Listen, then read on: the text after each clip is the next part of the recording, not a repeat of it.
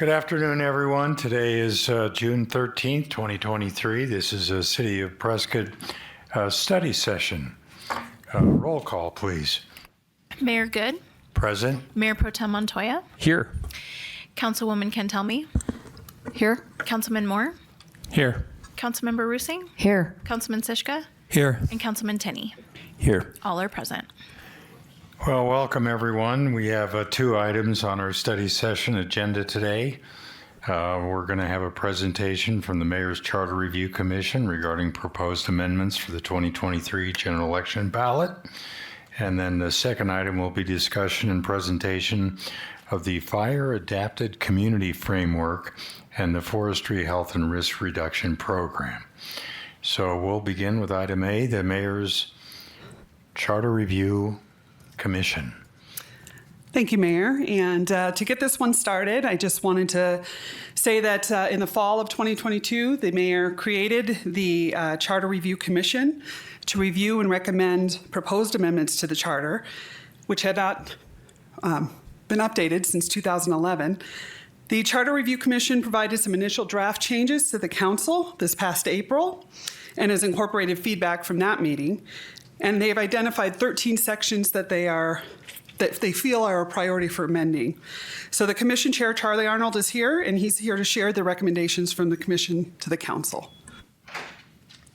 Thank you very much, Mayor and Council. Nice to be here again. I'd like to take a moment and recognize our commission members who have joined us in the room today.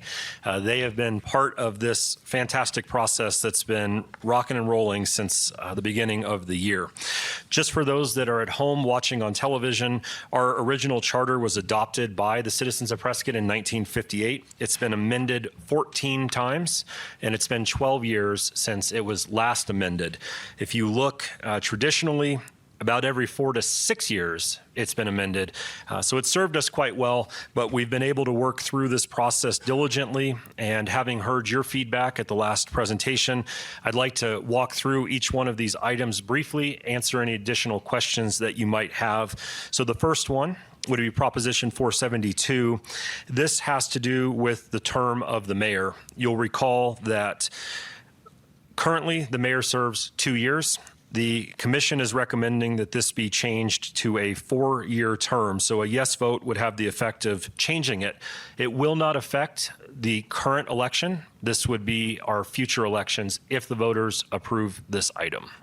Are there any questions on 472 that I can answer? Well, I know, Charlie, you surveyed quite a few other municipalities.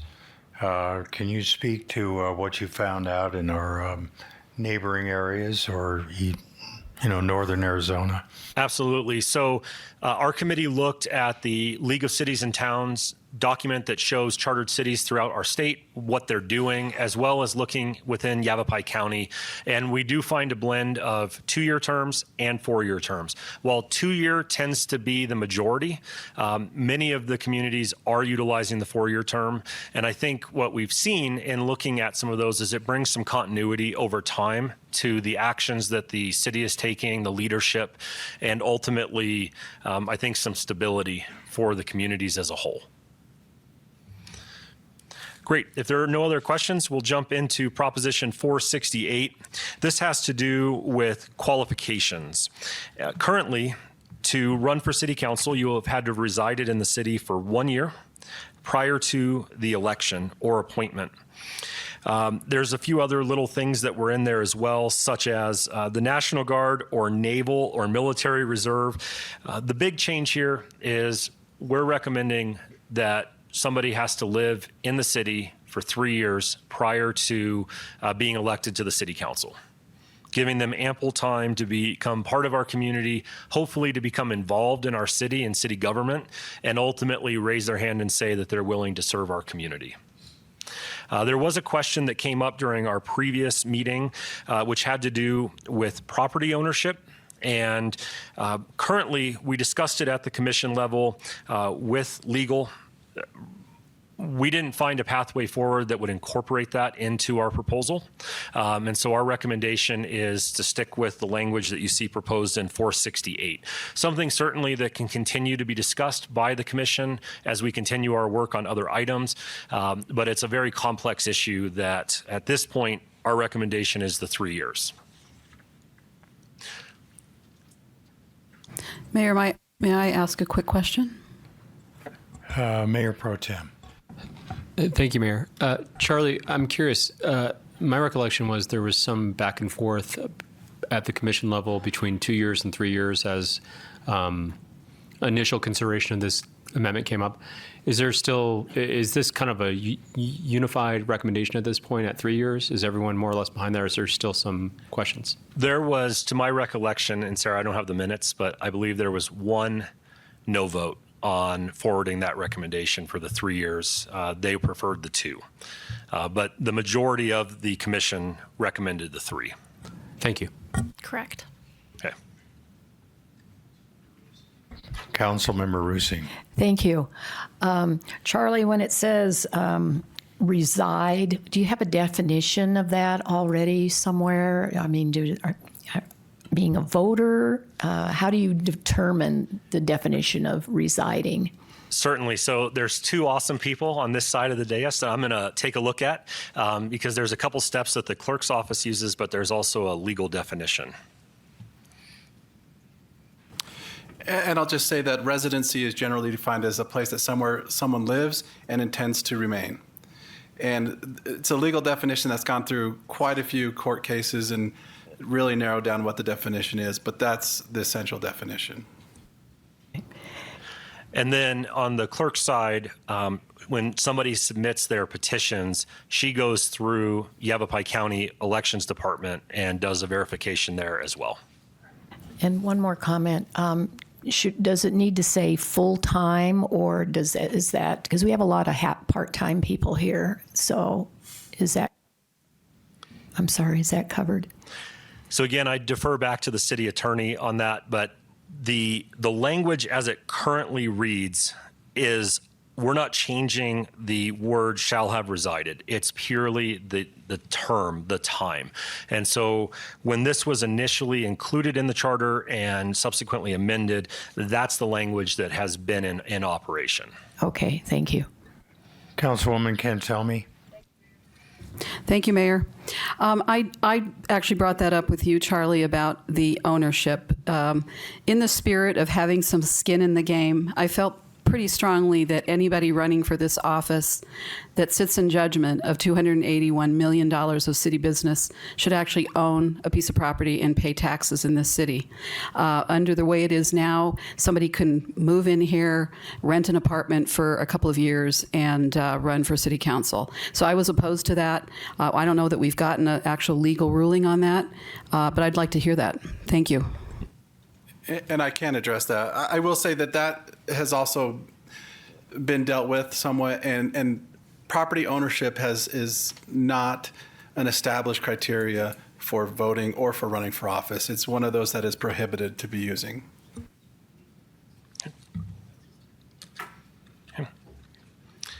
All right, proceed. we will go ahead and move into Proposition 466, which is having to do with the mayor pro tem. Again, not many changes from when we presented this to you before. It does actually define the term of the mayor pro tem and when that shall occur. So a yes vote would clarify some of that language and take out the open-endedness of the language in the existing charter. Are there any questions on 466?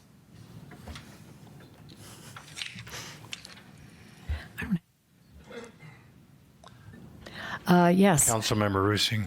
Thank you. I like this one because previously you could be a mayor pro tem for 4 years, and it kind of gave the appearance of having a co-mayorship. And so I think rotating it amongst different people is very important, and it gives everybody a chance to have a leadership role in case they need it. Well, I would say that the proposal here doesn't actually require rotation. It just means that the term is 1 year. So if you had an effective mayor pro tem and the mayor wanted to renew that for another year, that's a possibility as well. Yep. And it does allow now for it to be a regularly agendized item at the designated meeting and not just go past that time frame. Proposition 471, this has to do with the stipend of mayor and council members. And just briefly, the last time this was amended was in 1999. $1 in 1999 would now be $1.82. And thanks to inflation, the costs have increased 82% since that time, according to the recent data that I pulled off of the government website. So you will recall we have proposed increasing the mayor's stipend from $750 per month to $1,250, and to increase the city council stipend from $500 per month to $850 per month.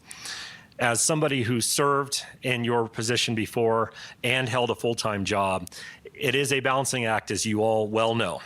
And while the commission felt that being elected to city council should not be a windfall, we should try to recognize the time and effort that elected officials are putting in on behalf of the citizens.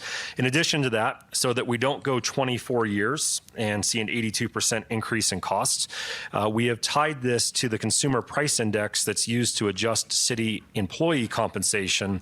And so any adjustments would match that going forward as well. Mayor Pro Tem. Thank you, Mayor. Charlie, I'm, as someone one of those folks up here who has a full-time job, I appreciate that consideration. I was curious, I think you probably touched on this last time, but can you explain how you guys arrived at the numbers that you're increasing it to today? Because the only reason I ask is you said 82% increase in inflation. It looks like, at least on the council level, it's going up by about 42%. So just curious. Yep. So what we took a look at, again, was the Arizona League of Cities and Towns data that was provided to us, as well as surrounding communities. If you head to our community far, far to the north, the mayor, after 2 more years, will be making close to $100,000 being the mayor of that community. So we took like-sized communities, chartered communities, and really took a look at all of that data to come to this recommendation. Thank you. Any other questions on 471? City Manager. Thank you, Mayor. I appreciate that. And I really appreciate the committee's work on this. I do want to just share that from a perspective of administration, while we have a compensation policy in place right now that we're trying to follow, probably as you know and I know, when circumstances change, something like this in a charter would be a little bit difficult to administer, particularly in timeframes when we're having to make reductions to the budget, if that were to occur. Ideally, that won't occur, but I'm a little bit concerned. Compensation decisions are kind of on an annual basis based upon the situation that's occurring in the economy, and having this in charter, if we had to make a change to employee compensations, it wouldn't make a change in the charter. And I guess my concern would be that if there is a way to tie it more closely to whatever the employee, commensurate with the employee's compensation, versus specifically tying it to an annual adjustment or a CPI adjustment, rather than doing that. I think if we can keep it commensurate with what other employees are getting, then as long as we're doing that, that's fine. But if compensation policies change going forward, we wouldn't be beholden to what's in the charter. Mayor Pro Tem. Thank you, Mayor. City Manager, are you suggesting that we not have council salary in the charter at all, or are you just suggesting that the change needs to be made to make it that you're concerned about this specific charge? I just want some clarity there. I think the main piece that I'm concerned with is where it says the stipends will be adjusted for inflation based on the consumer price index used to adjust City of Prescott employee compensation. I'd rather not tie it to a specific thing. I'd rather just tie it to commensurate with City of employee adjustments. So as an example would be, if for some reason we have a significant reduction in revenues, we will need to make adjustments. And that may mean compensation adjustments. And that may mean we don't have a CPI, we don't have a cost of living increase, or, we can't afford a cost of living increase. I'm concerned about something in charter versus just tying it to whatever the compensation program, commensurate with the compensation program for any given year. Thank you for the clarity in that. I'm tracking with what you're saying, and I think that's a reasonable concern to express. Councilman Tenney. Thank you, Mayor. Appreciate that. I had some misgivings about that as well, and was trying to think in my mind, how could this be expressed better to match what Katie just said perfectly, so that I would be in favor of that change as well.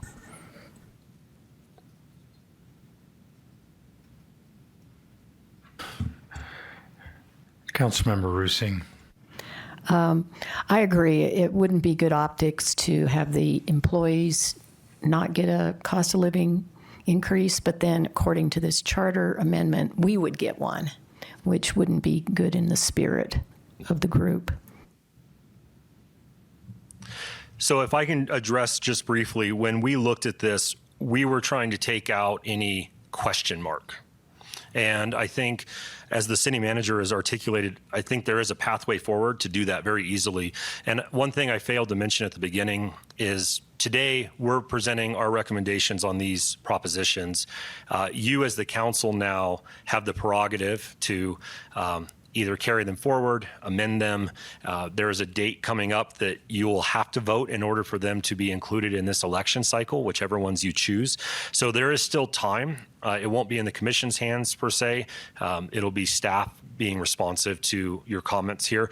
But just looking at the last sentence, I think there's 3 words that could be changed that would essentially accomplish that goal. Sorry, go ahead, Katie. City manager. Okay. Thank you, and I appreciate that. And I think that there's room for, if it's a question about, or if the committee wants to consider the question about how often do we look at council salaries for adjustments in their base salary, because what this does is talks mostly about increases year over year versus base salary. There may be a need for something in here, potentially a citizens commission on elected, salaries that could look at this on an every other year basis to see if that 10,200 or the 15,000, if those numbers need to be adjusted just as base salary, and then whatever the annual increases are. That's another way to get around Absolutely. kind of having that cap that makes it a little bit harder to make all the adjustments that need to be made.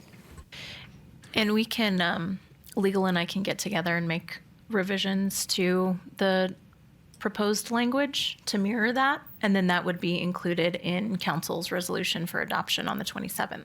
So that's not a problem. And Sarah, we have one more commission meeting between now and then, I believe. We don't. Oh, we don't. Okay, that's all right. So if I understand, we have 2 council members that object to the CPI. Do we have any others that join them? Because I don't think 2 council members speak for the entire council.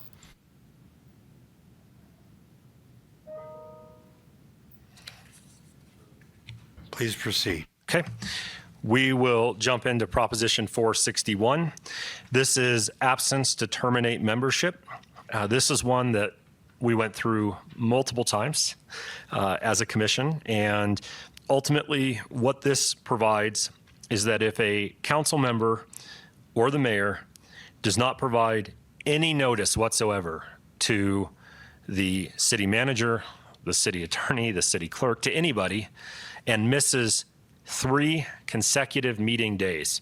Because when the charter was written, it wasn't anticipated that you were going to have a study session, an e-session, and a voting meeting. And so some have interpreted that to be, well, those are 3 meetings. If you don't tell it, that you're out. This is defining it as a meeting day is any day that a scheduled meeting occurs. And if there are 3 of those in a row and a council member is nowhere to be found, they will cease to hold office. And it just further clarifies and eliminates some of the ambiguity of the language that's been included in the existing charter. Are there any questions on 461? Councilman Tenney. Sorry, Mayor, it may not have cleared from, no, I don't have a request in at all. Thank you. Councilwoman Cantelmi. Charlie, I have a request on the language because I know some days we perform 4 meetings in a day, and depending upon the outside things that we're involved in within the city, the boards and commissions, they could potentially be missing up to 20 meetings before they were terminated. That seems excessive. I don't know. Yep. This was trying to balance out and find a clear and concise way to define what is a meeting that's being missed in conjunction with the consecutive nature of it. Arguably, the existing language probably has been applicable to past council members and not enforced. At some point in time, you didn't tell anyone you're not coming and you missed the 3 meetings in a day. The charter says you no longer hold office. On the flip side, we were looking at, could that also be used against somebody or abused? And so by providing some level of definition, and again, this wasn't something that we dreamed up. We went out and we looked at data from other communities, trying to find the best way forward with a lot of help from legal and the clerk's office to define this, and just a lot of back and forth with the commission about how to get to where we are. I agree. We did talk about the totality of the meetings that could be missed, but there was really not a great way to delineate and define how to get there any other way that we found. I would add too that this is essentially putting into the charter the language that council adopted for the council rules of procedure last year, I believe it was, which we did multiple study sessions to discuss and surveyed other communities to see what they did. So this isn't any new language. It's just adding in and updating the language that council approved last year for the rules of procedure. And I know you weren't on council yet at that point. Yeah, I Councilwoman wasn't. Cantelmi, And also, if you go down to the first paragraph, right after the number 3, consecutive called meetings days without prior, did you just mean consecutive called meeting days? Or did you want meetings to be plural on that? It doesn't seem to make sense. You're right. It should be meeting days without prior notification, because we further define meeting day below. So that's a good catch. That's something we can rectify. Thank you. Mayor, if I might address 2 things. Please do, City Attorney. Thank you. I think, first of all, to address Councilwoman Cantalme's issue, and I don't know if this is something council wants to do, but under the policies for the mayor's ad hoc committees, if a member misses 30% of the meetings within a 12-month period, they will be removed. So to the extent that that's a desire, that there is precedence within other policies to do so. And then one other issue that I think should be addressed is the last line in the first paragraph, which says exceptions will be made in emergency situations, where I think may is generally always better than a will. Certainly. And that's the best part about the process we're in, is we still have some time to fine tune, find those little tiny things that we need to adjust. What part of the discussion at the commission level was really how to prevent this item from being abused while also being able to actively enforce it. And that's really where a lot of the intent behind this recommendation comes from. If there aren't any other questions on Mayor Pro Tem. Yes, Mayor. Just for the record, I kind of like the idea of what the city attorney suggested a little bit more than trying to. I've been in the room when the commission has tried to tie themselves in knots around consecutive and what defines a meeting. And I think a percentage kind of makes more sense, because I think if someone's serving the community on council and they're not here for, 30% of the meetings, that means they're not that engaged, as opposed to some sort of arbitrary definition of, and not that it's arbitrary, but that it was not easily gotten to in my recollection of the meetings. And so, maybe a percentage is something we consider going forward. And if I could just share, again, playing devil's advocate, worst case scenario, if you had an adversarial situation occurring, 3 members can essentially cause a meeting to be called. And with the changes in being able to attend remotely, you could create a situation where knowingly you are forcing somebody into that 30% by taking advantage of maybe known absences, things of that nature.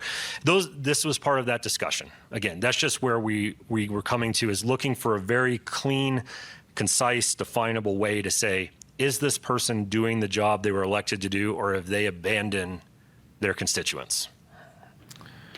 Councilmember Rusing. I just wanted to make the point that you always have to be very careful when you administratively remove an elected official. It can become a point of contention with the public.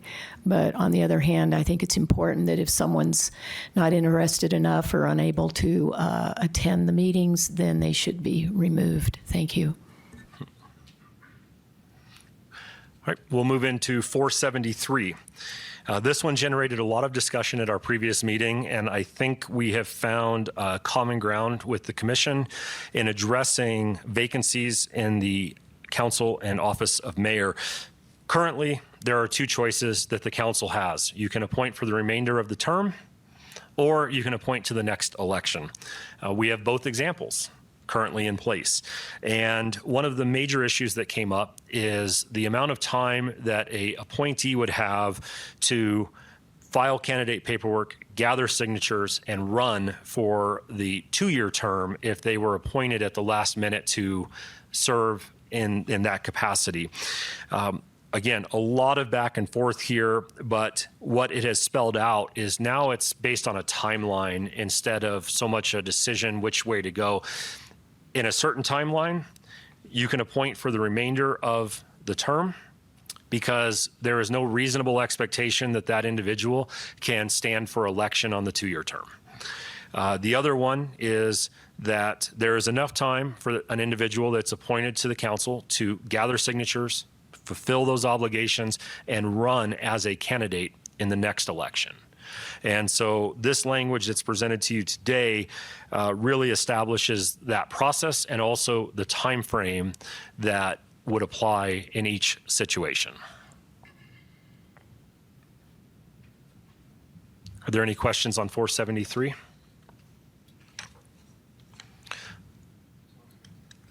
Councilman Tenney. Thank you, Mayor. I'm trying to bounce back and forth between screens. I appreciate you recognizing my dilemma. So Charlie, just to clarify, I'm trying to process all this. Read it before, and this, of course, second version, etc. If the vacancy occurs more than 90 days before the nomination petition deadline, there is no choice available to the city council at that point. Is that correct? The way it's written is, in the situation, if the vacancy occurs more than 90 days prior to the nomination petition deadline for said election, the appointment shall be for the unexpired term.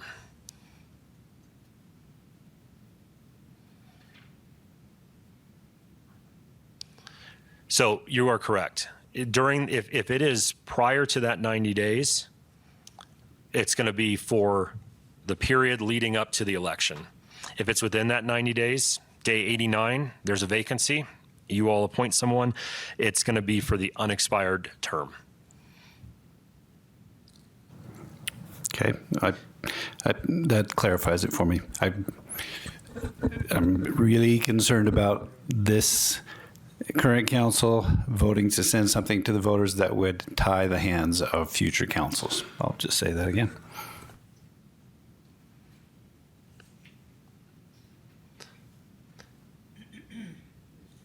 Okay, Please Proposition 462. This is consideration of petitions. Any citizen of the city may appear before the council at any regular meeting and present a written petition. Such petition shall be acted upon by the council in the regular course of business within 60 days. The only change that is recommended here is to go from 30 days to 60 days. And the reason behind that we've discussed before, given the constraints on staff and on council for somebody to come in and present a substantial or significant issue that needs time to be reviewed, analyzed, and brought forward to the council, 30 days is a huge challenge for everybody. 60 days at least bridges the gap. We were talking about 60 or 90. After our last meeting, we pulled back to the 60 days, at which point the council would still have to act upon the petition. But it would be something where there's at least enough time that it can be analyzed and processed and not just thrown on the next agenda, and a majority of which, 90% plus of which, have been voted down, and there's very little information that goes along with that. Councilman Moore? Thank you, Mayor. I know this is different than call to the public, but I'm wondering if there needs to be any provision in this proposition to prevent somebody maybe from abusing this ability to present a petition repeatedly on the same subject matter over and over. I mean, we recently changed our call to the public that once somebody has come and spoken to us on the same subject for 4 times, they can't come to us on that same subject again. So I was wondering if there should be some provision in this to close that loophole, perhaps.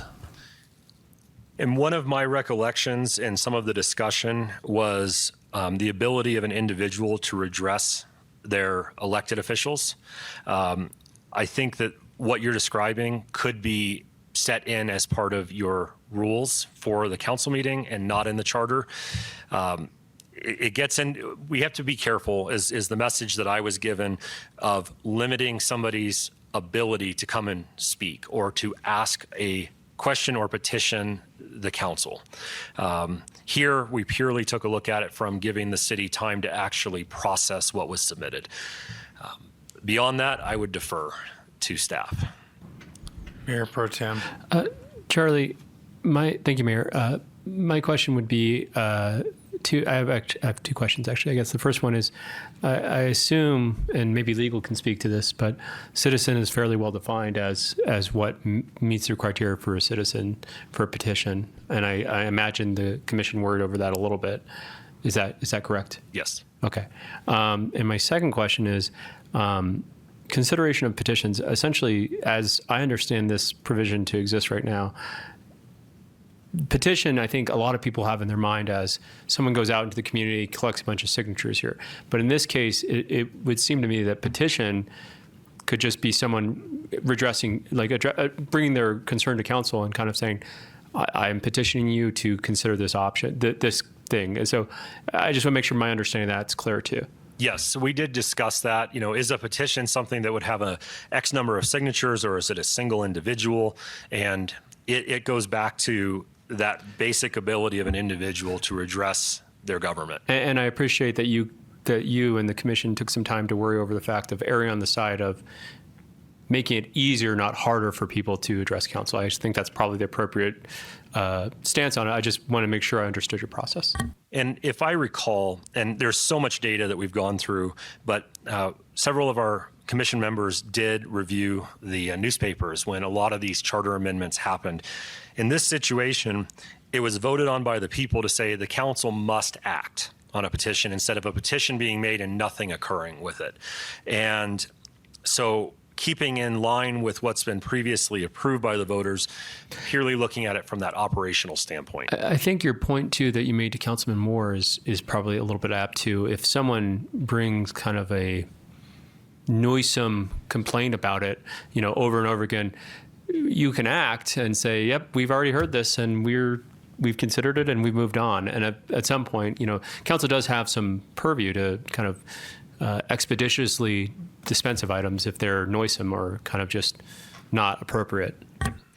And there are some additional housekeeping things that we will look at. And Councilman Moore, I would say that we can add that to our list of things to continue to look at and work with staff on. And I would say that we have to come up with administrative ways to enact what's in the charter. And so coming up with an administrative policy that would limit 4 petitions on the same topic from the same person would be probably consistent with this. There is some vagary there, including acted upon. Some of the wording in there is a little vague. I'm guessing it was done on purpose. And even the word petition has some vague meaning as well. So we can come up with some administration to try and cut down on that, but it does leave open some issues unaddressed. Councilman Tenney. Thank you, Mayor. So Mr. Young's just touched on both of my questions, and this may be unknowable here. And I appreciate, Charlie, that your commission spent a lot of good time on this. And the only change that you're looking to make is from 30 to 60 days. You explained the reasoning, totally makes sense to me.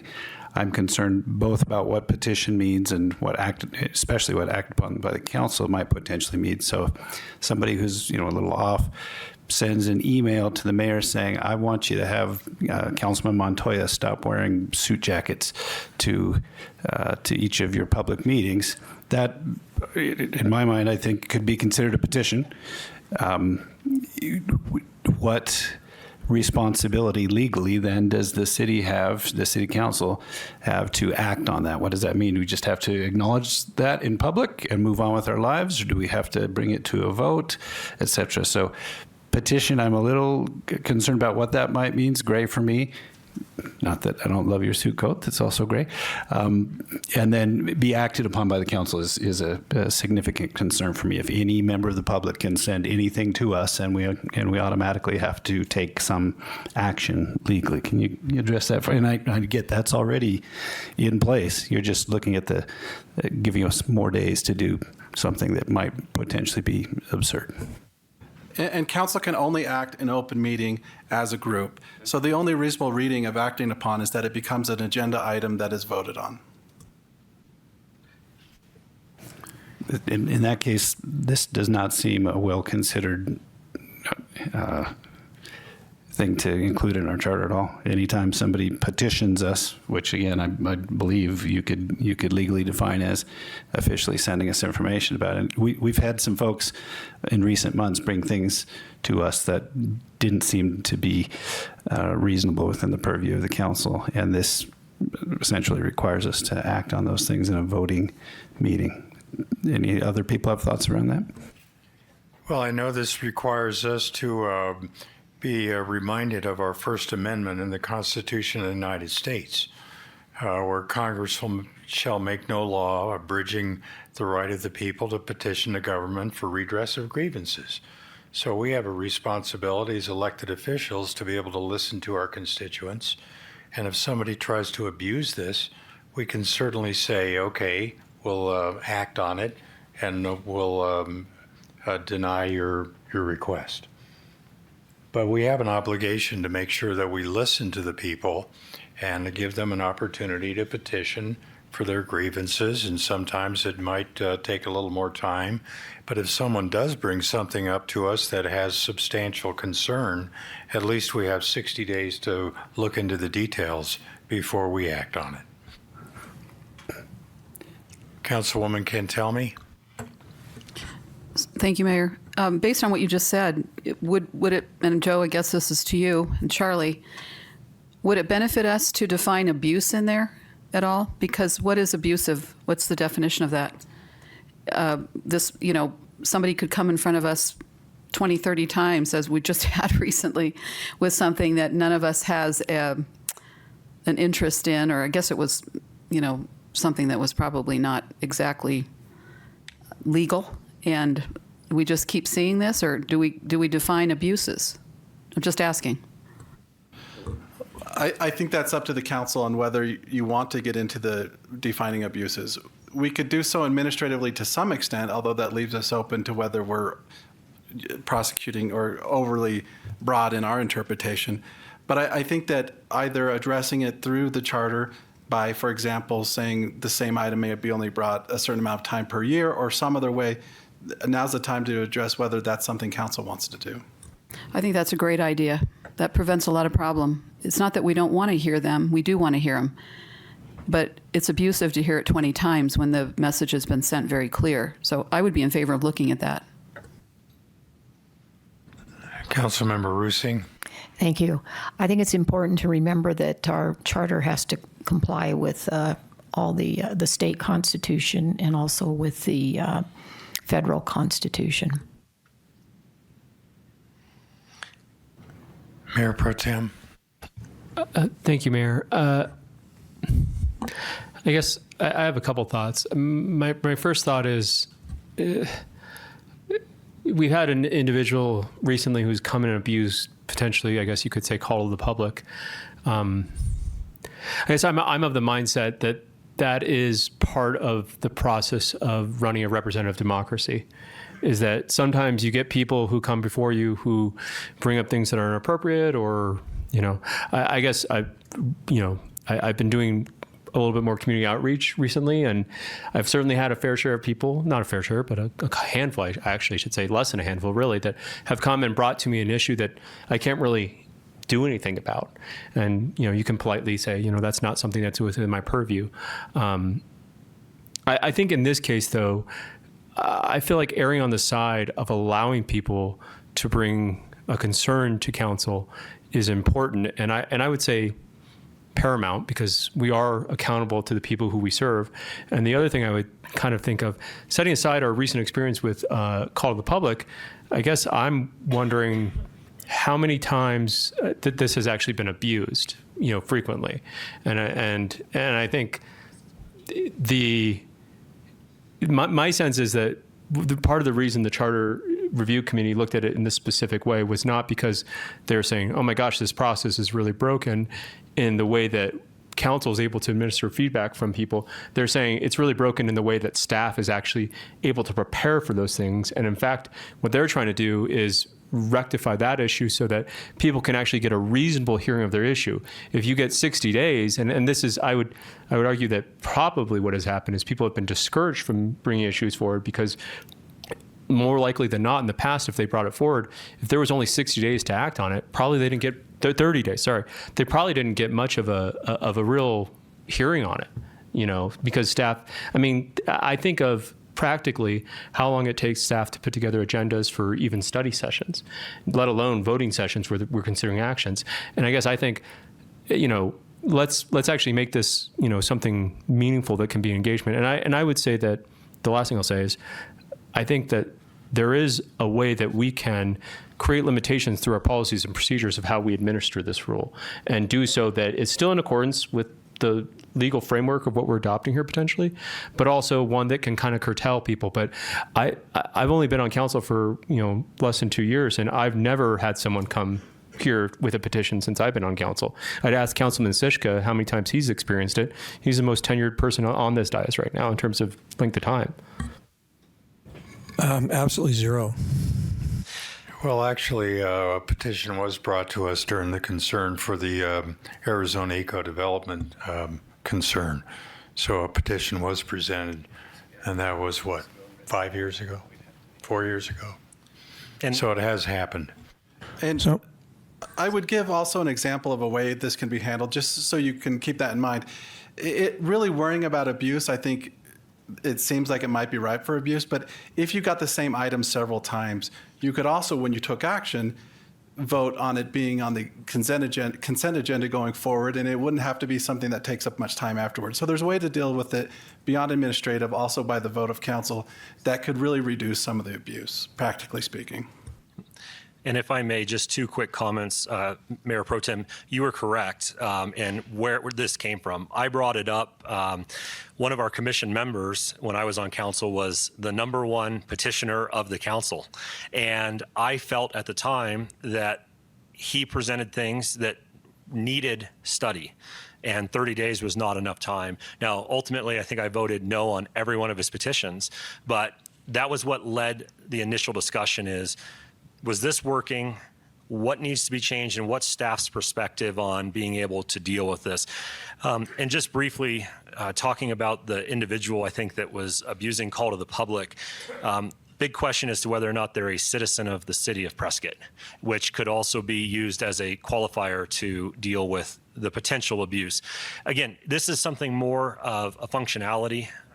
Hopefully, we don't have those that try to abuse it, but certainly, that's the background. Councilman Tenney. Thank you. Just to clarify, quick question for legal.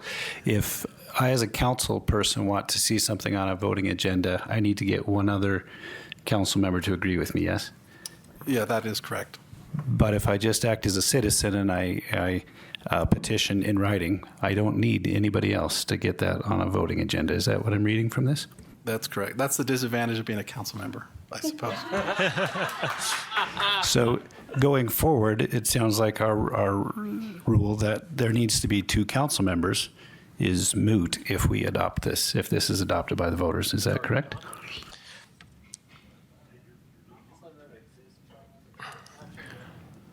Councilman Shishka. Thank you, Mayor. I'm kind of concerned about the words acted upon. A few years ago, we had a group come to us and talk to us about the Second Amendment. And they wanted us to support the Second Amendment. And my question is, at that time, the mayor said, you know, it's already in the Constitution. So I don't feel we need to, you know, do what's already in the Constitution. Does this mean that we would have to make a vote on that? So I would defer back to the city attorney, but just thinking back to Robert's Rules of Order, you could have an agendized item in which there is no action taken by anybody. There's no motion, there's no second. It could die from a lack of action. Yep, that is true. I think under the most direct reading, though, it would require a vote. Yeah, up or down, but it requires a vote. Today, under the existing language approved by the voters today.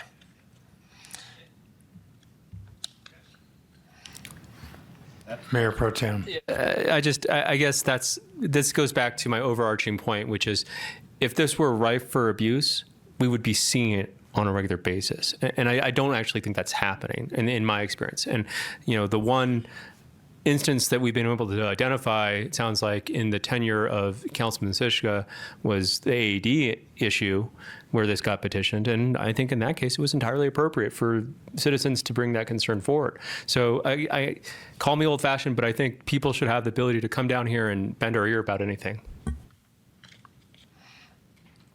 So if this one doesn't move forward, it'll remain 30 days. If this one does move forward, it will simply make the process more attainable for everybody. Yeah, and let's keep in mind the current petition option does exist in the city charter. So in essence, we're just saying, give us 30 more days to look at it if there's substantial consideration that needs to be reviewed, rather than forcing a decision up or down by the council within 30 days. Thanks, Charlie. Okay, Proposition 469. This has to do with the removal of the city manager. The old language provided with cause, without cause, what the vote count is, the ability for there to be a second hearing where votes could maybe change and be explained, and it's a very strange language. We went back again, studied what other communities have as their language. There was a tremendous amount of debate about the term serve at the pleasure of the council. What does that mean? What does a majority mean? We got down to the nitty-gritty of, like, in some weird way, could 4 council members call a meeting and 3 council members remove a city manager? Like, we got into the discussion, and where we're at today with this language is to simply clarify that the city manager, like the clerk, like the attorney, serve at the pleasure of the city council. The city council can make a determination as to whether or not to continue that individual's employment. Separate of that, there is an employment agreement that has terms and conditions and stipulations in it. The removal of a city manager should never be taken lightly in any way, shape, or form. But in this case, the old language was very, very challenging. And it's something that we identified in our very first meeting as needing to be addressed. And so the language you see today simply clarifies that the manager serves at the pleasure of the council, and that a majority of the council, which is defined in the charter earlier on as the 7 members of the council, can make a determination as to that individual's employment. Also trying to lessen potential litigation against the city if it was ever enacted. Any questions on 469? Questions or concerns? Hearing none, please proceed. Okay, Proposition 463, qualifications of electors, registration, candidates.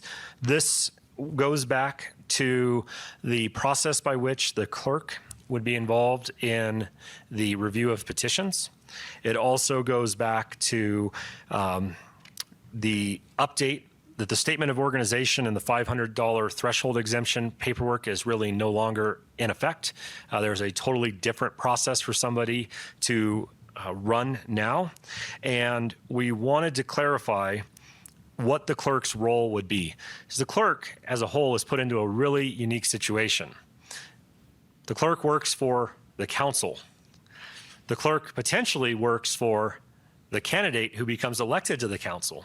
And for them to be put in a situation where they're making some determinations that really should be in the judicial side, we felt was questionable. A lot of the reason the language was put in here was to address issues at a time that we were going through a major change in how voting was being done as a community. We had a clerk at the time that there were a lot of challenges as to their ability to fulfill their obligations. But this really has not proven out in more recent years to being applicable or effective. And so these recommendations are there to make it easier, more clear, and to remove that potential situation that occurs for a appointed official for the city to be stuck between bosses and potential bosses. It's not a good place to be. If there's no questions there. Questions or concerns? Does the city clerk have any comments? I don't. I think Charlie covered it all. In that case, please proceed, Charlie. Okay, Proposition 467. This is nomination for the general election.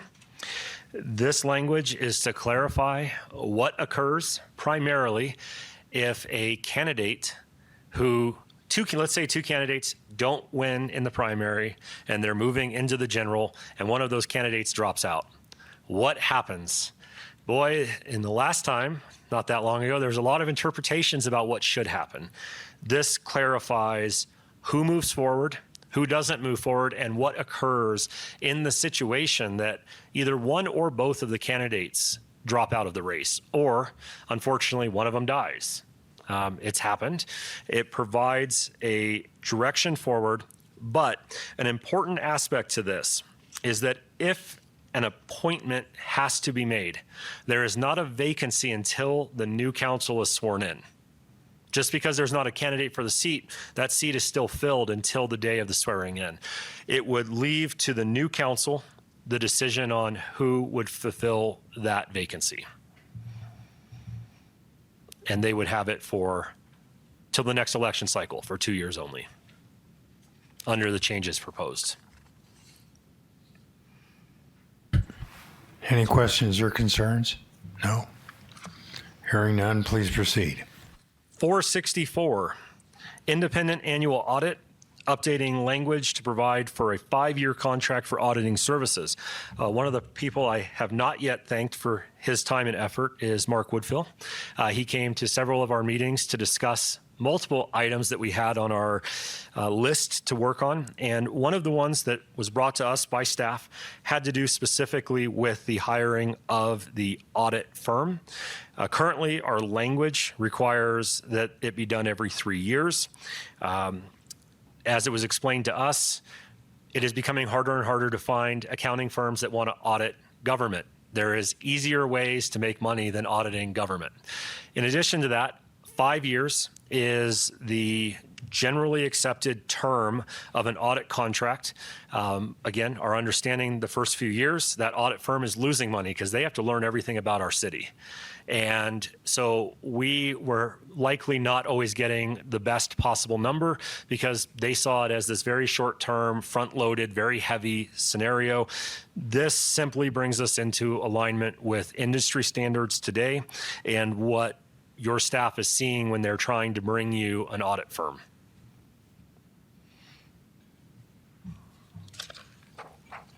Mayor Pro Tem. Thank you, Mayor. Charlie, is there any concern that changing it to 5 years that we won't be chasing after the same thing several years down the road, with future councils looking at suddenly the industry standard has moved from 5 years to 7 years or something like that?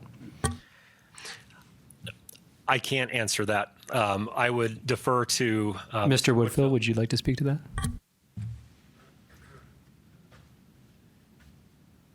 The change actually doesn't call for us to have to change every 5 years. It's just that we need to do a new proposal, a request for proposals.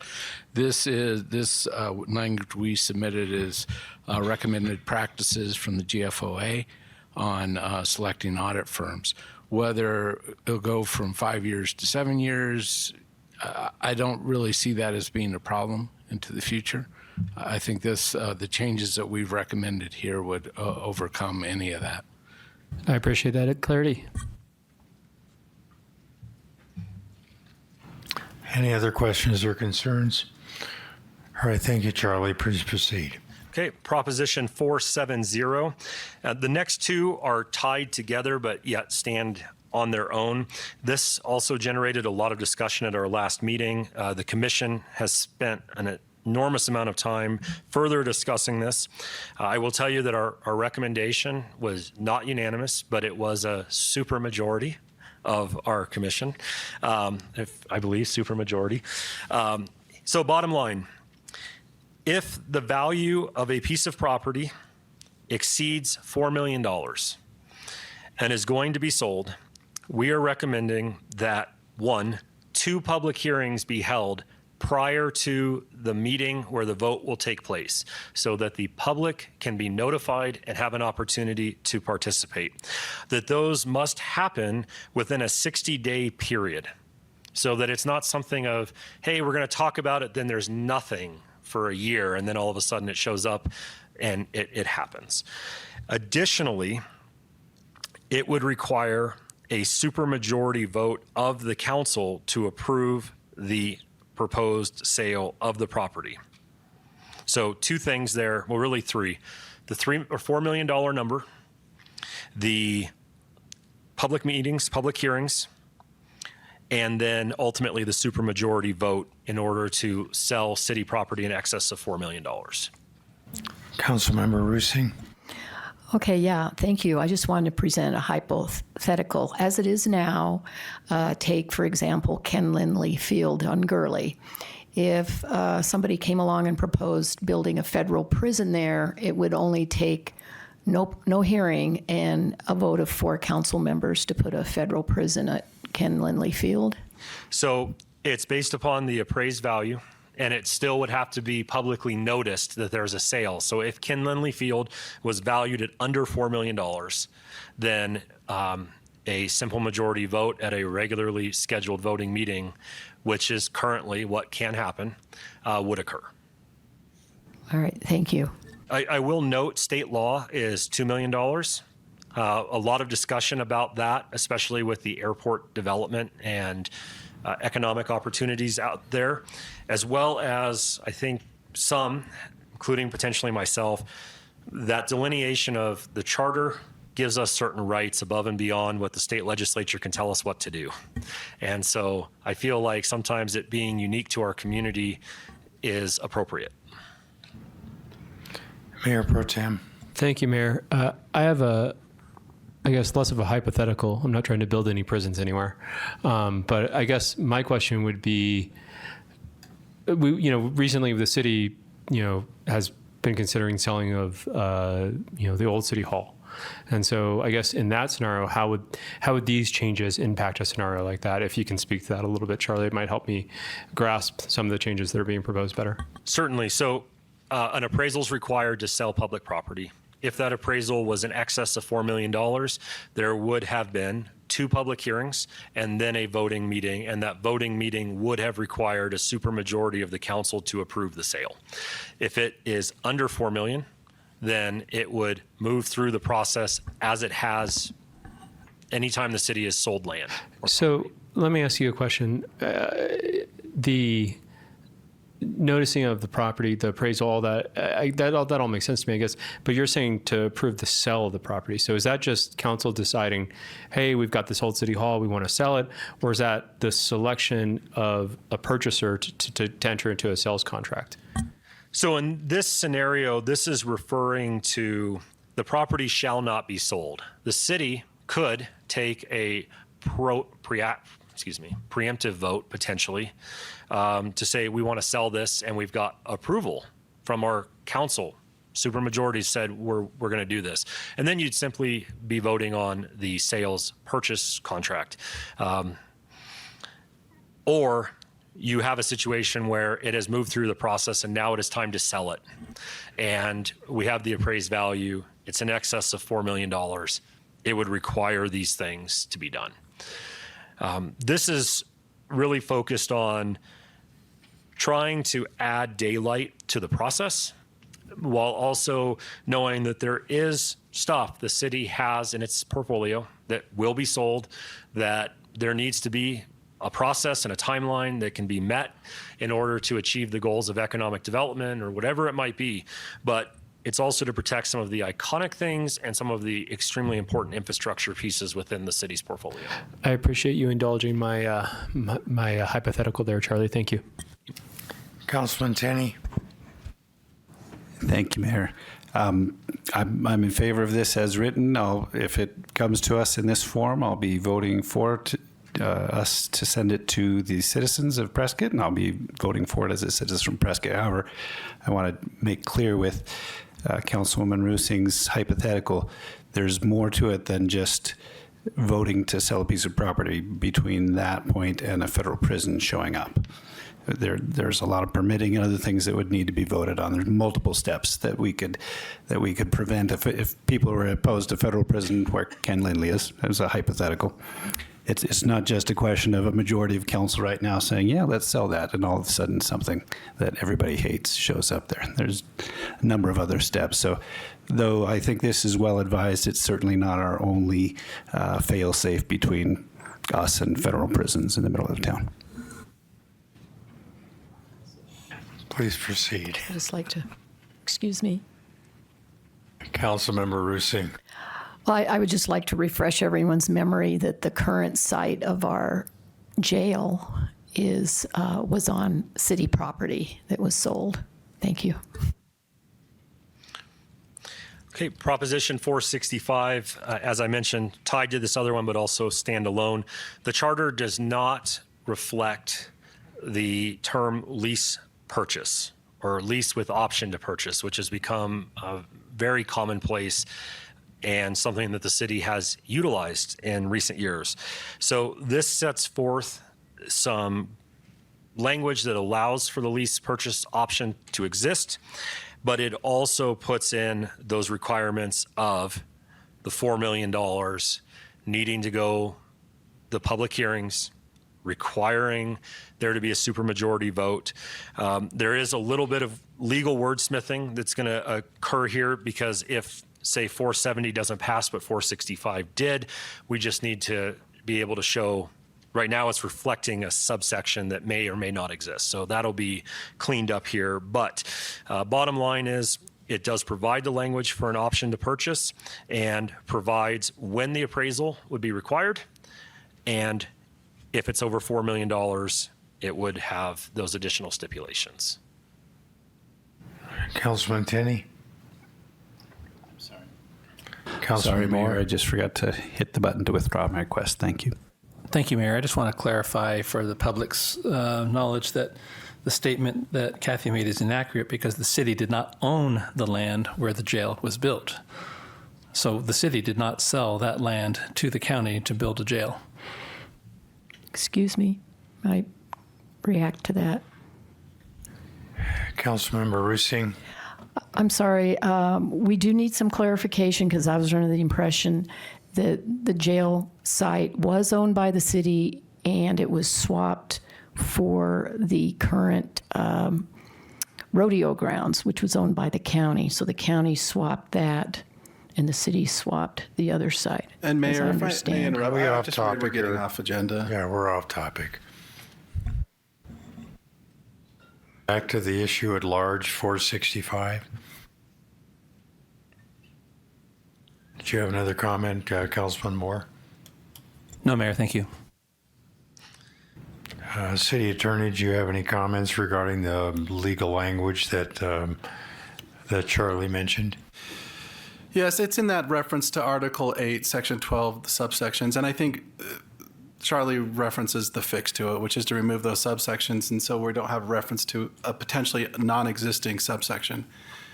I do have an issue with the last sentence as well. In these types of agreements, you could have two separate types. One on a short term where you agree to a purchase price up front, which that last section helps on, but then also a long-term lease with the potential to buy at the end of it, where you'd want a second appraisal at the end of it. And I think that that last sentence gives me a little bit of heartburn there, and I don't think it's necessary to what we're trying to do. I would recommend removing the last sentence.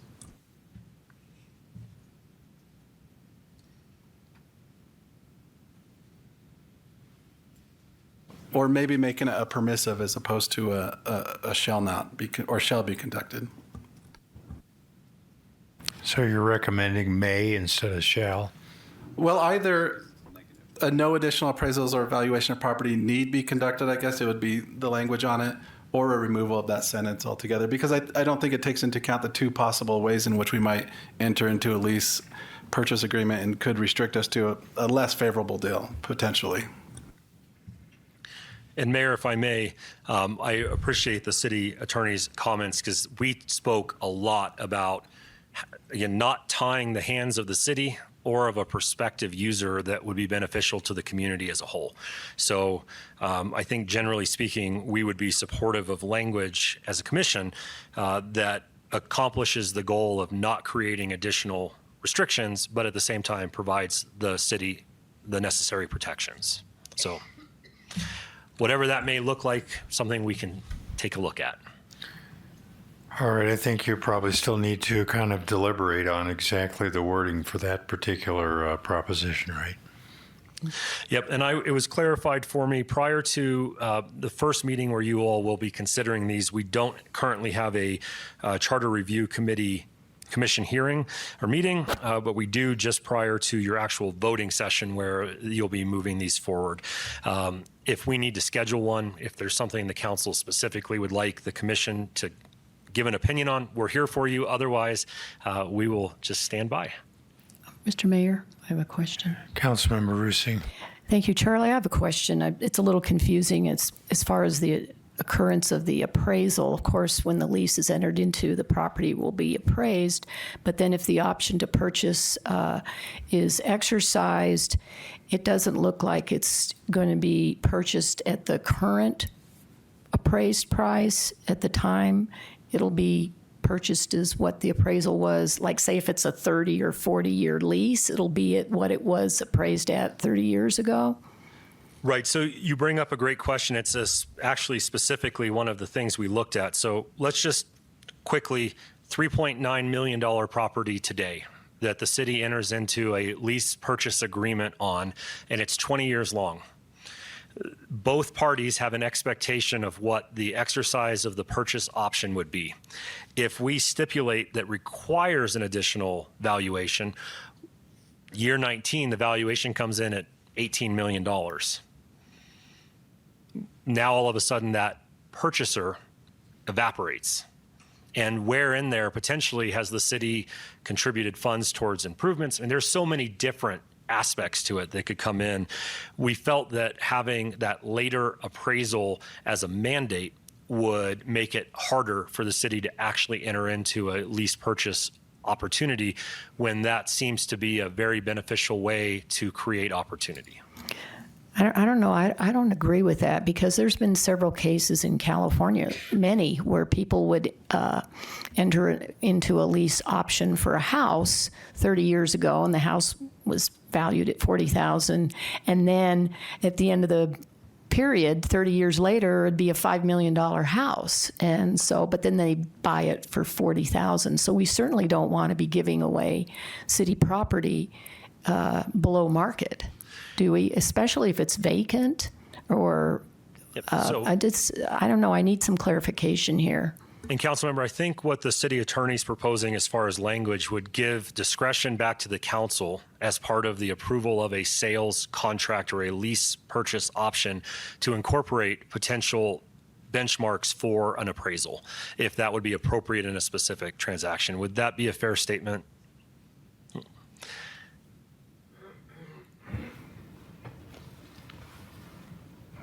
City manager, or city attorney? We were confused. The city manager just mentioned that it'd be her preference to delete that last sentence. And I think that it makes sense to delete it from my perspective as well, because it leaves the options up to council. Now, I think that there could be a little change in language that gets you there as well, but I don't think it goes, that last sentence goes to the heart of what the commission, and correct me if I'm wrong, but I don't think it goes to the heart of what the commission's trying to accomplish and could tie the city's hands to making the best deal. And I don't want to speak for the commission. We're multiple members. This was debated in depth. But again, I think how you've defined it, Mr. City Attorney, is well put, that we want to provide a pathway forward that makes the best opportunity for the citizens and thus our representatives to make decisions.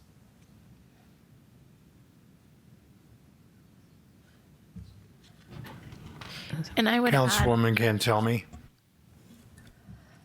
Thank you, Mayor.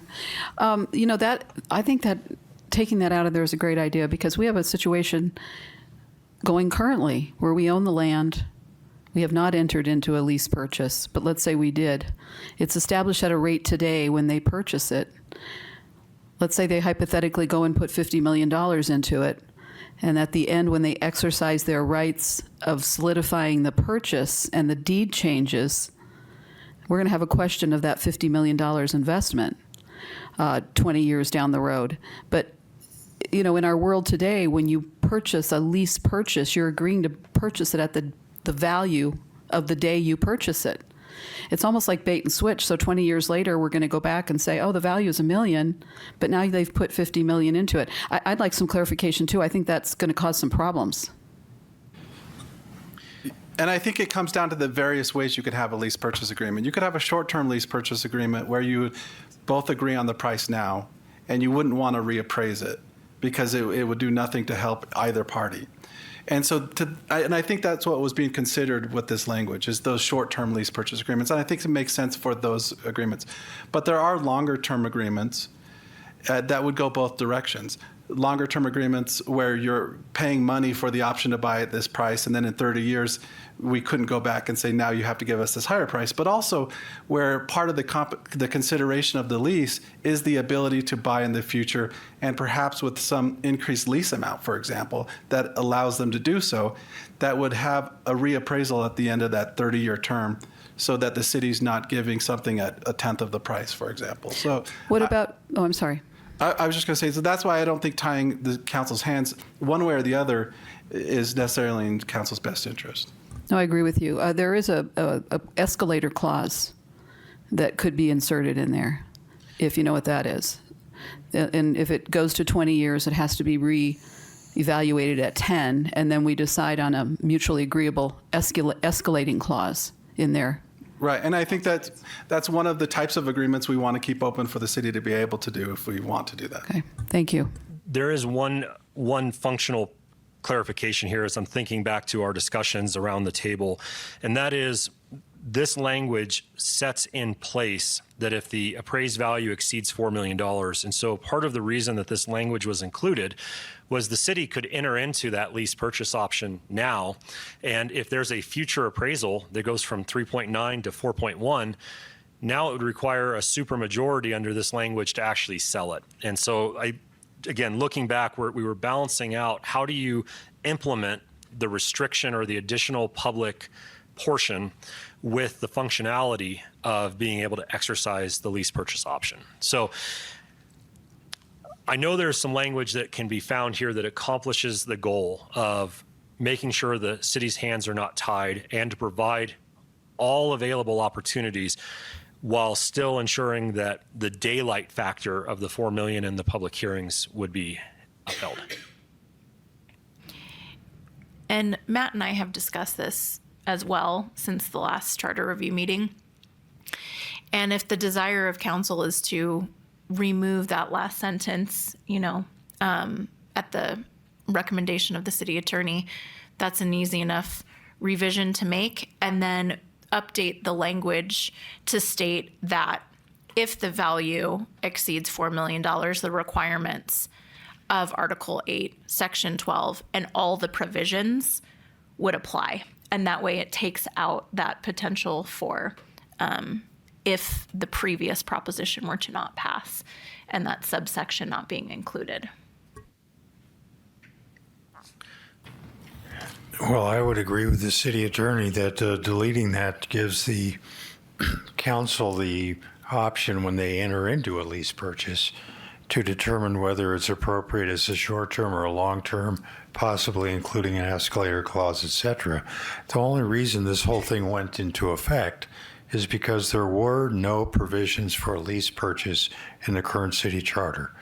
It was either an outright purchase that the council would have to weigh in on, or a lease that the city manager could negotiate on their own. And there was no provision for a lease purchase. So being able to at least have this language in there for such an option, I think gives the council the ability to deliberate on it when they work with the developer to acquire or lease land that has that option somewhere down the road during the term of the lease.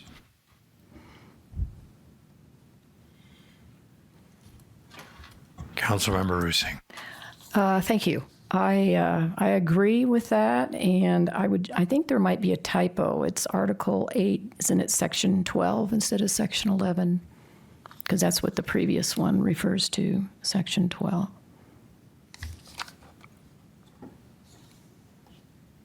Just wondering. Yes, we'll fix it. Councilmember Cantelmi. Charlie, what about the other thing I'm concerned of? I've seen some leases that are 99 years. I think we need some clarification on that too. If again, based on the escalation of the price and the value of a piece of land and what the entity would put into that property in terms of improvement, that I would assume need to be approved by the landowner. Do we limit? I don't know. Can we limit a lease? Because we do have some 99-year lease options for $1. I'm not sure if I'll answer your question directly, and if so, ask for clarification. This, though, wouldn't apply just to leases, or it would only apply to lease purchase agreements. And I'm not aware of any long-term leases that long, those 50 to 99-year leases, that have an option to purchase at the end of that. And I think it becomes relevant. The council will get the leases before they're approved regardless. So do we limit that then, where it only applies to a lease purchase? It does by its terms right now. Okay, thank you.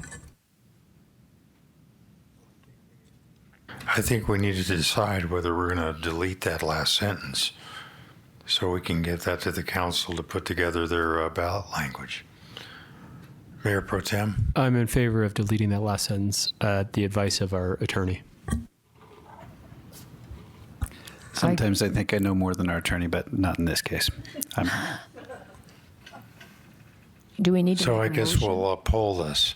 Okay. Councilwoman Cantelmi? I agree with that. Councilmember Shishka? I'm with Joe.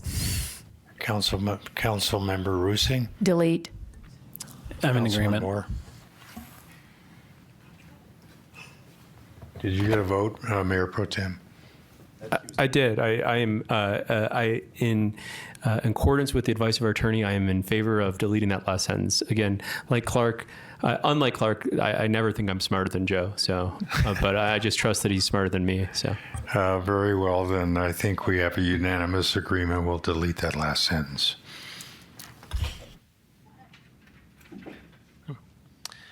Mayor, I'd just like to take the opportunity and thank staff as well as the commission members for their work so far. There are still numerous items that we will be evaluating and looking at as time progresses. But these were the big ones that we felt were appropriate to bring to you now for consideration in the next election. I appreciate the council members who've been able to attend and participate. You're always welcome to come hang out with our commission. We have a pretty good time, but we also get done in an hour and a half. So with that, if there are no other questions, I thank you for your time. Well, let's keep in mind, too, that the council, once the ballot language is presented to us, we still have the option of possibly amending it before we forward it to the city clerk for publication into the November election ballot. That's correct. Yes. Yeah, I have a question. What's the deadline when we have to have it ready in order to make it on the ballot? So I will be presenting a resolution for adoption by the council on June 27th. That will include the proposed ballot language with the consensus items that were to be revised today. And I have to have the language over to the county by July 1st. Very well. Thank you very much, Charlie. We appreciate your effort and all the efforts of the member on the Charter Review Committee. Thank you very Mayor, much. if I could ask one question of Charlie. I just want Certainly. to make the record clear on one issue. On Proposition 468, and I think we discussed this a little bit before, you have to be a qualified elector for 3 years before running for council, which would essentially put the age limit at 21. And I know you addressed the 3 years, and I think that's fine. I just think that we need to be able to have kind of the rational basis of whether that was considered, 21 being the minimum age was considered, and what the reasoning for that was, if you could tell us. Yeah, that's actually a fantastic question, and it came up briefly. So it is actually an issue for somebody that is 18 who has lived in our community but has not been a qualified elector for the years prior. And as one of 4 of the youngest people ever, that's actually a really good observation and something that I think we need to maybe take a quick look at with that language. I think that's important. Again, it's not to prevent anybody based on age. It's to ensure that they've been part of our community before they raise their hand to serve their community. So, And I think it's clear that age limits are sometimes part of a requirement, and they've been held as constitutional. The presidential has age limit is 35 and so forth. So I think that's fine. I do think that we need to, if we're going to keep it at that 21 year, we establish for the record what the basis for that is, though. yep. Mayor Pro Tem. Yeah, Joe, I guess I have a question.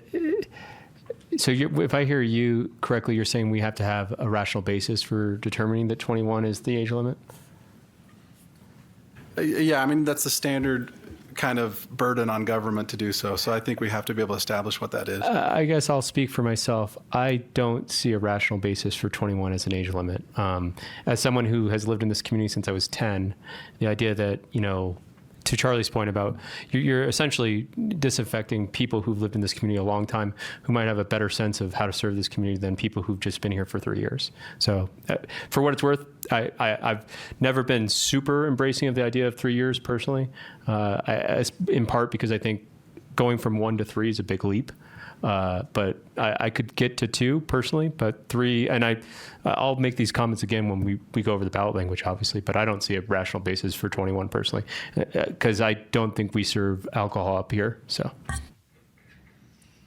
Well, we had 2 instances of that. Both Alexis Scholl was 19 when she first ran for office, and I think Ken Bennett was only slightly older at that time when he became a city councilman as well. Yep. And clearly both of them had long time residents of the city. So I think the question here is being a qualified elector rather than age. Councilman Tenney. Thank you, Mayor. You make some excellent points. Is it possible to amend the wording to say the mayor and council members shall be qualified electors of the city and shall have been residents of the city for 3 years prior to? So that just means somebody needs to be 18, as is typical for running for elected office, but keeps the 3-year residency requirement, which I think is valid and important. City Attorney, what do you think of that? That addresses that issue, and I think that's fine. I would seek input from the committee and from council on that, but I think that would be fine. We would be happy to have another meeting.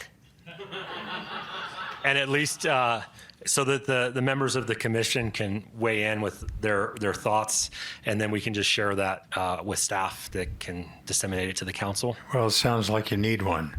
And Yes, sir. since it's a mayor's ad hoc committee, I approve that. Very good. We will do that. I think it's a really great question, and it's something that should be clarified. Thank you. Thank you, Charlie. We appreciate your time. And again, thank you to all the members. With that concluded, we'll move on to the item B on our study session. Thank you, Mayor. The next item is Holger Durr is here to present from our city fire chief.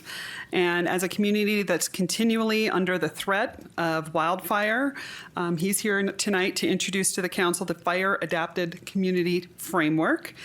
This is an approach that's focused on expanding the community stakeholders that are involved in wildfire preparedness.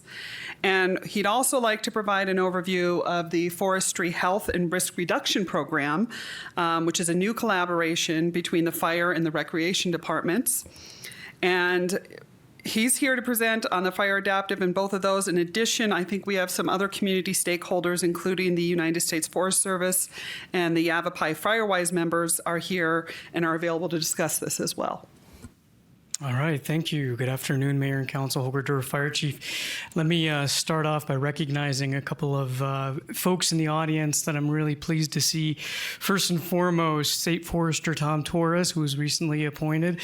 If you want to maybe, there you go. State Fire Management Officer John Truitt. We've got Division Chief Daryl Willis, who also is a previous City of Prescott Fire Chief.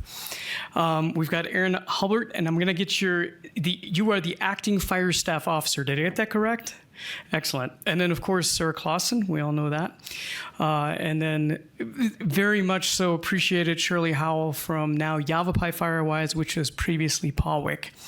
So let's get right into this. What we're here to discuss, as the city manager mentioned, is a shift in mindset related to wildfire preparedness. Now, this community has obviously had a long history of being very well prepared for those events.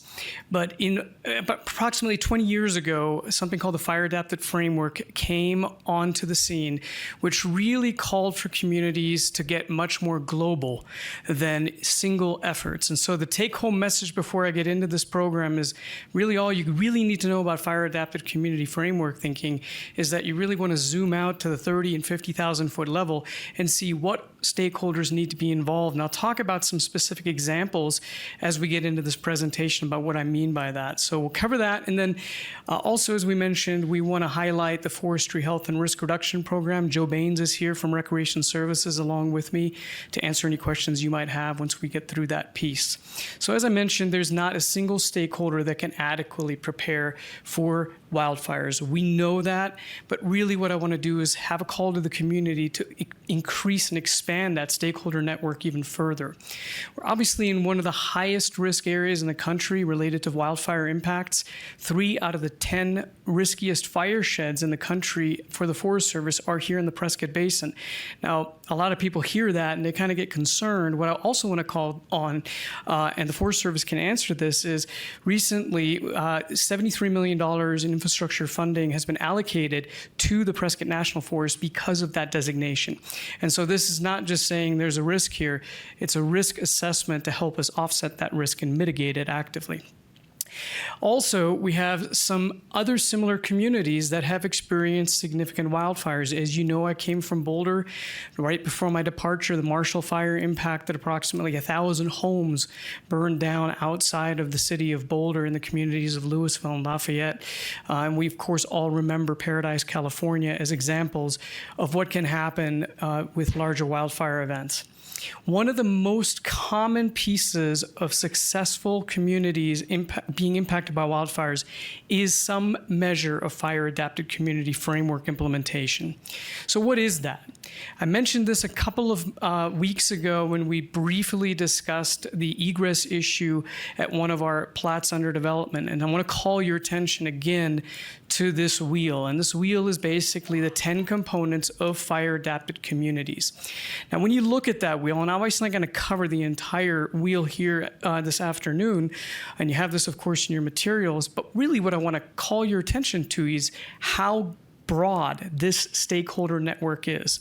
So, of course, we would talk about fire suppression, Firewise. Those are just 2 out of those 10 pieces of this big pie. And when we really get into this, let's call out a few things that I really want your mind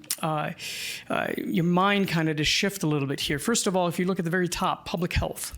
So why is public health involved? Well, when we have either prescribed burning in the Prescott area or we have a large wildfire, folks with respiratory illnesses are unduly impacted by that. By having public health directly engaged in a fire-adapted framework, we can plan and we can respond to those impacts much more effectively.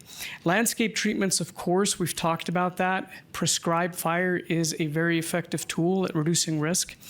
Another thing that I really want to call your attention to is partnerships and community engagement. Yes, we've got a lot of things that are already happening, for instance, with Yavapai Firewise. But if you think about the fact that, for instance, the business community, the Chamber of Commerce, and other organizations that help us with our commercial vitality also need to lean into wildfire preparedness and start looking at things, for instance, such as insurance coverage. Does insurance properly cover your business for impacts from a wildfire? Business continuity insurance. That's not just good for structure fire, but that's also good for larger natural disasters such as a wildfire. And then the last thing I want to cover on this wheel is towards the bottom right, and that's recovery. We often forget that when a wildfire hits, it's really more of when the wildfire hits, not if the wildfire hits. There is a probability that here in the basin we could be impacted by a wildfire. I don't want to scare anybody with that. But the reason why I bring that up in this context is that if we start planning for that eventuality now, recovery will be much more effective, much more speedy, and also lower cost. I've got a video here in just a second that shows an example from Colorado Springs of what that might look like so you can get an idea what I'm talking about here. Here are some things in terms of the broader stakeholder network, civic leaders. I do want to thank you here publicly. You are all very engaged in helping us be prepared for wildfires, and you've always been asking very engaged questions in this space. Obviously, I mentioned developers and business owners, and our conversation at that work session just a few months ago is a perfect example of why that is important in this fire-adapted framework. I'm not going to belabor first responders here. We obviously understand that, but let's shift right to land managers and homeowners. We really want to make sure that more homeowners get engaged in our efforts. Yavapai Firewise is great, but they're only one organization, and really they also only reach HOA-based neighborhoods. There's a lot of neighborhoods in Prescott that don't have that reach of an HOA, and we want to make sure that we bring everybody to the table to discuss these important items. All right, let's hope this plays. I hope the IT department can get that to work.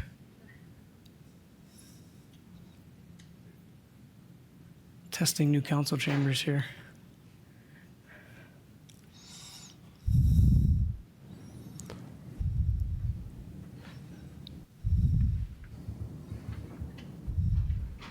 There's a security issue on it, Chief. Oh, okay. Well, I guess we can go back to the PowerPoint then. We'll just adapt. I'll talk you through this video here real quick. So basically, this was an example of when the Waldo Canyon fire impacted Colorado Springs approximately 8 years ago.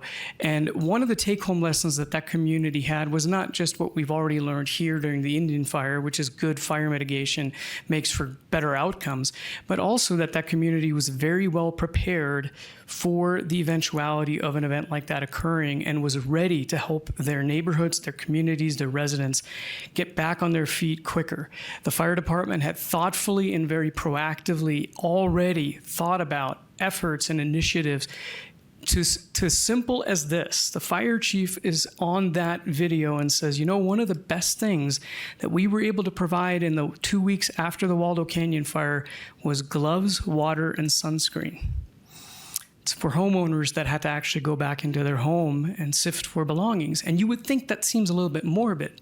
But again, this is something that fire adapted framework thinking broadens that a lot more. Now, as we shift into this next part of the presentation here, I want to really say we bring you a solution of what fire adapted community framework thinking might look like here. So first of all, we're on our way to developing a multi-year fuels treatment plan. And the way that we're doing that is in the proposed budget that you'll see here again at 3 o'clock in your voting meeting. We are proposing a wildfire risk reduction supervisor. That position is going to be primarily responsible for helping us develop that multi-year fuels treatment plan, and it builds on the foundation that has already been built in the fire department.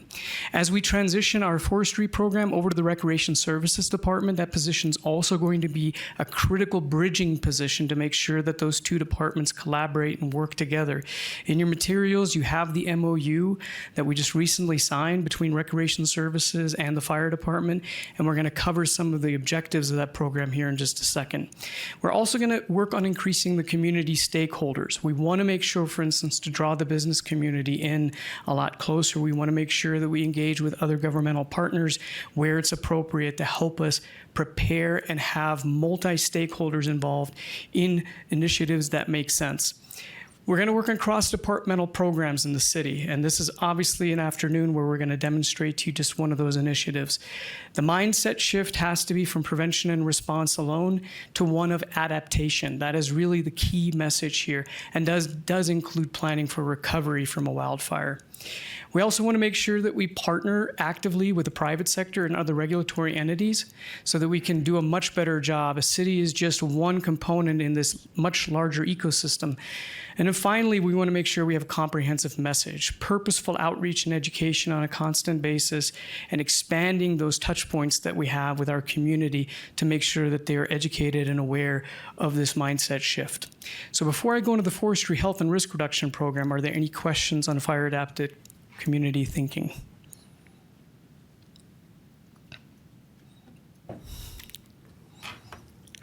Councilmember Rusing. You mentioned the insurance companies. I've heard of neighbors talking about their insurance companies pulling out, and they've had to look for new insurance for their homeowners. Will this improve the situation if we adapt this program or make any difference? Thank you. Yep. In my 23 years in public safety, I've given up speculating on the insurance industry. So I don't want to tell you a promise of what the insurance industry might do or might not do. However, I can tell you the communities that are actively engaged in this discussion are likely to have a better solution to that long term. And this is one of the reasons why fire adapted community framework thinking helps, because we could partner with the insurance industry, for instance, to offset some of those effects. However, what you mentioned is a reality. California was really one of the first states that experienced that, and we are starting to see that here in Arizona. You are correct. Yep. Thank you. Okay. Moving on to the Forestry Health and Risk Reduction Program. So, as you're aware, in spring, we made the decision to transition the crew over into the Recreation Services Department. But that was more than just moving boots on the ground, and I want to basically refresh you on why we did that, the whole reason behind that, and that was to improve the overall program. One edict in the fire service is when you are in command of a fire, you only transfer it if you can improve that command. And I'm here to tell you that before we are officially actually in that program, which is July 1st, we've already improved the program on both the fire side as well as in recreation services. Our primary objectives are obviously going to be to mitigate the fuel or strategic fuel reduction here in the city of Prescott, as it has been before. But again, we're going to leverage that with a much more broad, multi-year risk reduction strategy that we're going to be implementing through that new position that I just covered. We want to make sure that we continue to actively seek grant funding.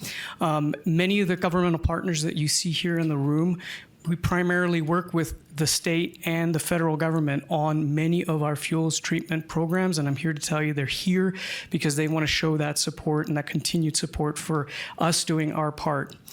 Obviously, we want to find community organizations such as Yavapai Firewise, but we want to expand that too to make sure that we continue to have the conversation in as many facets as we possibly can to make sure that people understand what it is like to live in a fire-adapted community. And then finally, we want to make sure that the big land management responsibilities the cities is starting to take on with our open space purchases also has a resource to leverage. And that's one of the primary reasons why Recreation Services is a very sensible place for this program to land. That helps with their responsibilities in that space. But the other thing that I really want to highlight here, and we'll cover that again here in just a second, is we also are improving the oversight of that crew, the daily monitoring and the daily supervision, and that's a really, really big deal. What the crew does is a very dangerous job, as you know. There's a lot of chainsaws, there's a lot of heavy things, there's a lot of moving things, and it's important that we have really tight supervision on that program. I'm sorry, you probably can't read that. I have to get used to the screen size here. But secondary program objectives, I'll just briefly cover those, and that is basically for us to help to maintain and enhance plant and animal habitats. That is definitely one of the pieces of what we're trying to do here. We want to make sure that we continue to grow and show effects and outcomes. So as I mentioned before, every time I'm in front of you, we talk about outcomes. We will have an annual report that's delivered to the fire chief as well as the Recreation Services Director that will obviously include an annual reporting that'll tell you exactly what the program has accomplished and where we are in that overall strategic framework. Getting right into the nitty-gritty, Recreation Services, one new position has been proposed in the budget, and we're in the process of getting that ready, and that's the Forestry Crew Coordinator. That position is going to be in direct contact with the crew to help them with their daily supervision. So that's an increase of one additional full-time equivalent employee. And on the fire department side, there's that wildfire risk management supervisor position that I talked about. We developed this job description in partnership, again, with many of the partners that you see here, as well as the city of Flagstaff, who has a very robust program in this area as well. They have a program or a position called the Urban Forester position, and our position is based somewhat on that position as well. And then, of course, we are going to maintain the grants administration, which is our responsibility under the MOU framework. And speaking of that, Recreation Services is going to have a defined role, that is to supervise the crew, obviously to implement the projects that we identify in that multi-year fuels treatment plan, and then to purchase and maintain any of the necessary tools that might be required to properly equip that crew. Now, one of the things that really is a benefit is that Recreation Services already has additional equipment, heavy machinery equipment that the fire department did not have, that now as part of this transfer we're able to leverage almost immediately. On the fire department side, we're going to continue to supervise and coordinate the fire department employees. Excuse me, Chief. Yes, sir. Councilman Moore had a question. Yes. Thank you, Mayor. Holger, just could you give us an idea on how large this crew would be, and would this be year-round operation where they would be working, 52 weeks a year in this capacity, not just like during the summertime or just in the wintertime? Yeah, absolutely. And at this point, it's roughly 8 to 16, but I actually want to invite Joe Baines at this point, if you want to, because at this point, this is really his crew, so I don't want to speak for his program area. Thank you, Councilman Moore, Mayor. So we're currently in the process for recruiting these, but we have 4 on board, and I think 6 more that we're ready to offer. And it will be 52 weeks a year, 40 hours a week, so they'll be year-round. And I just can't emphasize enough how important it is that this is what we do every day. I mean, we are essentially a large landscape maintenance company with all the ground that we cover. So we really do have the equipment and the resources that, they didn't have before. So we can be a lot more effective in that role. Does that answer your question? Yes, thank you. All right. Back to the fire department responsibilities. Obviously, I mentioned that multi-year fuels treatment plan, and we're going to make sure that we continue to coordinate that, not just with our needs in open space and our grant funding, but also with the partnerships that we have with the state and U.S. Forest Service. I want to also call this out right now because every 6 months we meet with these partners and have for a long time to make sure that we coordinate these projects, and I'm hoping that by having this position to integrate into that process, we're going to hopefully elevate that even further than it already already is. Obviously, we're going to oversee the management of those grants. That's one of the key components of making sure that we dot our I's, cross our T's, and have our X's and O's in the right places there. And we work in direct collaboration with finance as well to make sure that happens. And then finally, documenting and tracking the accomplishment of those efforts. That's definitely a key component that the fire department is going to be responsible for. A lot of the materials that I talked about are already in your packets. So at this point, Joe and I can take your questions, and obviously the stakeholders in the room are also here if you would like to hear from them. Well, I know, Chief, you put a lot of time and effort into this, and I think as we continue to experience wildfire threats and actual wildfires that fortunately last year we certainly dodged a bullet on that one, but the more preparation that we can have, the more likely that we'll be able to have less than detrimental outcomes. Councilwoman Cantelmi. Thank you, Mayor.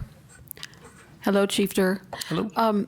So what is the marketing going to be? How are we going to reach out to the public on a regular basis? And in what avenue are we going to do that? Because I know I pay my bills. I just open the envelope and throw everything else in the garbage. So I hope it's not just coming in the water bill. So you've nailed one of the reasons why we're recommending that risk reduction supervisor in the fire department. They may not be able to be the person just doing all of that, but definitely collaborating, for instance, with John Heine and his office, as well as the public relations arms that are available to us at the State and Forest Service, that we can definitely do a better job of marketing those. And I have a feeling it's going to be a multimedia blitz, not just in a water bill, not just on the internet, not just on the radio, but really being intentional about getting the message out there. Yeah, I think that's imperative in our community, that we stay ever present, and how you do that nowadays is going to be a challenge. Yeah. Thank you. Oh, I have an idea. How about a free pancake breakfast every Saturday? That should do it. Councilmember Rusing. I just wanted to remind everybody that our fire chief just had his 1-year anniversary. Was it a little bit before May, right when the Crooks fire erupted. And I was very impressed with all the intergovernment cooperation at the time. And I'm excited to see that it's going to be continued and even reinforced more. Thank you. Councilman Moore. Thank you, Mayor. Chief, just a quick question. As a naturalist and a nature lover, I know sometimes fuel reductions can seem heavy-handed, like they take that masticator out there and it just like wipes out everything pretty much, but are we going to try to replicate what naturally occurred in nature before we were here, where there was regular low-intensity fires that cleaned up the duff and the low-growing and kept the forest canopy open and the understory light? Because we've obviously gotten very thick with our pinyon juniper chaparral habitat that is not really natural and what it looked like 200 years ago.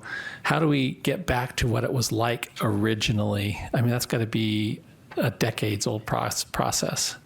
The short answer is yes, but I'm going to fully admit that I've just outkicked my punt coverage. I do have plenty of folks here in the room that could maybe answer that better. I don't know if any of you want to offer some comments on that. Most of the grants that we do have specific requirements around exactly what you talked about, but Sarah can hopefully address this a little bit more specifically.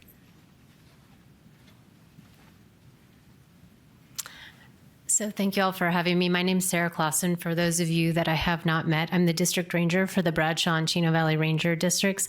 So I certainly can't speak specifically to the treatments that you would conduct on City of Prescott land, but I'll just state that, on the Prescott National Forest side of the boundary, we generally are trying to create resilient ecosystems. And so oftentimes our hazardous fuels reduction treatments do have an ecological restoration component to them. We do recognize that decades and decades of fire suppression did lead to an overstocked forest that is not currently in the the state that it would have been before human intervention. That being said, I do want to acknowledge that while we take an ecosystem restoration approach when we conduct our fuels treatments, we do take maybe what you would say is a slightly heavier-handed approach right around communities and values at risk, because that really speaks to the safe and effective response. So it's important to acknowledge that sometimes we do thin a little bit take a more heavy-handed approach to use that term right around those communities, because we want to provide a place where, as fire potentially comes into the community, that fire is slowed. It gives more time for the public to evacuate, more time for responders to get in, and then it creates a safer place where firefighters might be able to engage. That being said, I think it's important to acknowledge too that a lot of folks that have been in this community even for a couple decades, but maybe not 100 years, they don't necessarily have that same understanding of what the ecosystem would look like in its natural state.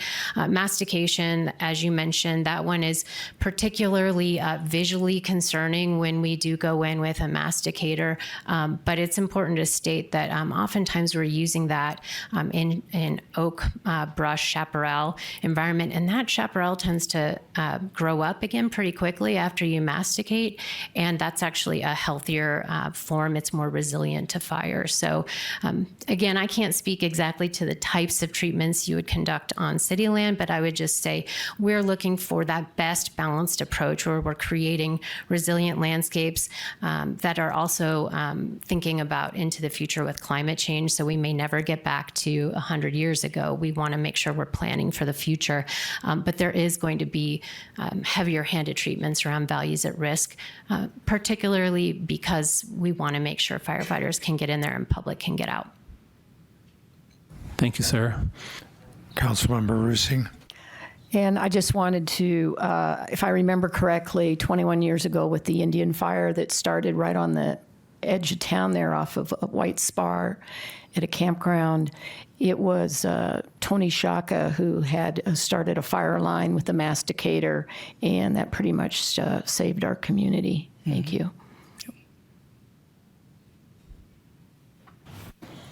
Well, I think with no additional comments or concerns, we've got a couple of minutes before we start our voting session. So thank you again, Chief, for your presentation and all of our related fire colleagues out there. So we thank you all for attending. We thank you all for working together effectively, and we certainly hope we will be prepared and minimize any future wildfire threats. With that said, this study session is adjourned, and we'll reconvene right at 3 or maybe a couple of minutes after we have a chance to take a little break. Thank you.